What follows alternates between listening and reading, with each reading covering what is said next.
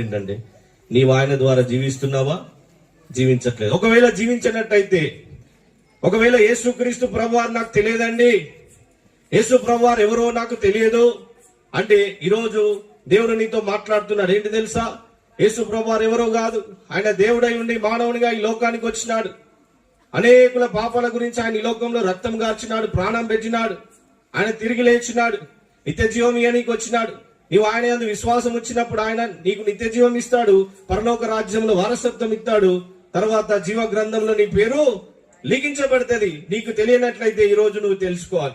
నువ్వు నిజంగా యేసు ప్రభువారు సొంత రక్షకునిగా అంగీకరించినట్లయితే ఈ రోజు ద బెస్ట్ ఆప్షన్ ఏంటి తెలుసా? బెస్ట్ ఆప్షన్ ఏంటంటే ఒక్కరి కొరకే ఈ మీటింగ్ కూడా కండక్ట్ చేయొచ్చు. ఆ ఎవరొక్కరో నాకు తెలియదు. దేవుడు నీతో మాట్లాడుతున్న మాట ఏంటి తెలుసా? నువ్వు దేవునికి మనసు ఇవ్వట్లేదేమో, దేవునికి నీ హృదయం ఇవ్వట్లేదేమో, చాలా సార్లు పోస్ట్ పోన్ చేస్తున్నావేమో. దేవునితో మాట్లాడుతున్నాడు.